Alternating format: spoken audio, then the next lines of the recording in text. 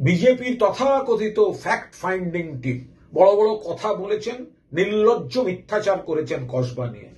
আরে কসবায় পুলিশ সঙ্গে সঙ্গে গ্রেফতার করেছে অভিযুক্তদের, যা যা তদন্ত হওয়ার হচ্ছে। আরজি করেও গ্রেফতার কলকাতা পুলিশ করেছিল। এগুলো তো আপনাদের মাথায় রাখতে হবে।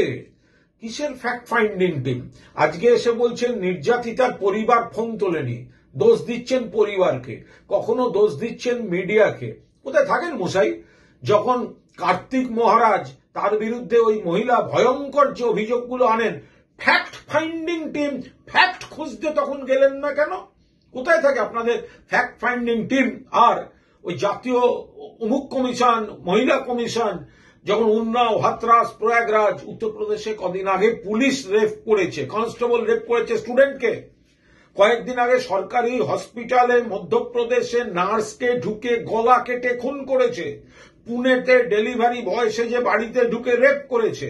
পরপর সারা ভারতে যে ঘটনাগুলো ঘটছে আপনাদের রাজত্বে, আপনাদের রাজ্যগুলোতে, সেখানে কি আপনাদের যেতে গেলে টিএ দেয় না? নাকি শুধু পশ্চিমবঙ্গে গিয়ে মিথ্যাচার করলে পরে সব প্রাইজ পাবেন বলে আপনাদের ছেড়ে রেখেছে? বিপ্লব দেব, ওনার সময় ত্রিপুরায় কি কি হয়েছিল কেউ জানে না? তাকে আবার কষ্ট করে বয়ে আনলেন এখানে। এই রাজনৈতিক মিথ্যাচারী পর্যটকদের এই কুৎসা যেগুলো ওরা করছেন, আমরা পরিষ্কার বলছি, এসব মানুষ, বাংলার মানুষ প্রত্যাখ্যান করবেন।